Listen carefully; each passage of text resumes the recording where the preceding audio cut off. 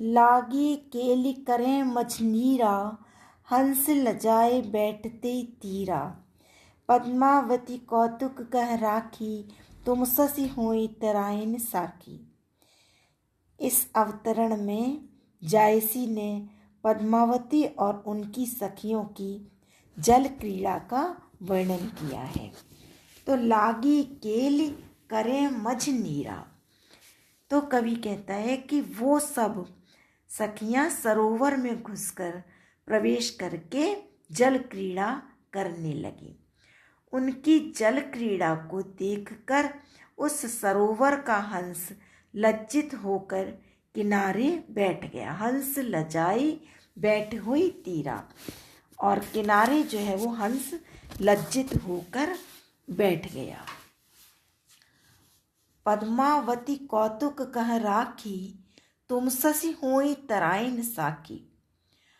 और उन सुंदरियों ने कहा कि अब हम इस समय एक कौतुक कह राखी, कौतुक का आयोजन करें, और उसमें तुम ससी हुई तराइन साखी, और हे सखी तुम उसमें तारागण की साक्षी हो जाओ। बाद मेली के खेल पसारा, हार दे जो खेलत हारा। और तब उन्होंने बाजी लगाकर खेल प्रारंभ किया, और साथ में ये कहा, हार दे जो खेलत हारा। जो खेल में हार जाएगा उसको अपना हार देना पड़ेगा। सांवरई सांवरई सांवरी गोरी गोरी, आपने आपने लीन सो चोरी। सांवली ने सांवरी को और गोरी ने गोरी को अपनी जोड़ी के रूप में चुन लिया।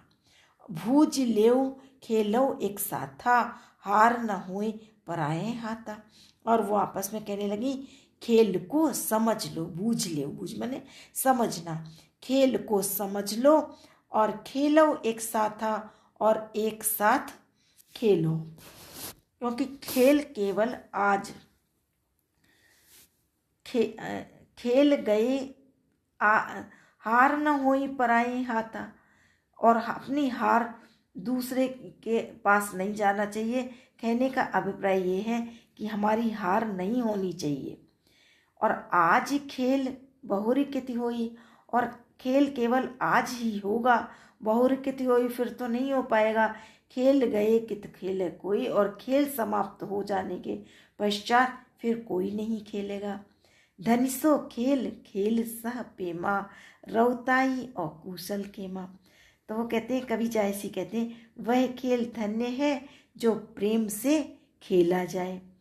क्योंकि ठकुराई और कुशल क्षेम तो साथ साथ नहीं है। अर्थात जहाँ पर खेल प्रेम से ही खेला जाता है, यदि उसमें थोड़ी बहुत भी अंदर अहम भाव आ जाता है तो वहाँ वो व्यवहार सुंदर नहीं होता, और खेल का आनंद फिर नहीं रह जाता है। क्योंकि खेल आपस में खेलना बड़ी सरल सहज भाव से होना चाहिए। मोहम्मद बाजी प्रेम की, ज्यों भावे त्यों खेल। तिलई तिह फुलई के संग ज्यों हुई फुलायल तिल। तो यहाँ पर वो कहते हैं कि प्रेम को, कि बाजी को जितना भाए, जितना जिस तरह अच्छा लगे, उसी तरीके से ज्यों भावे त्यों खेल, उसी तरीके से उसको खेला जाए। क्योंकि तिल फूलई के संग ज्यों हुई फुलाए तिल। तिल और फूलों के एक साथ बसाने से ही फुलेल तिल बनता है। यानी किसी की सुगंध और किसी का स्नेह मिलने से ही प्रेम में सुगंध आती है।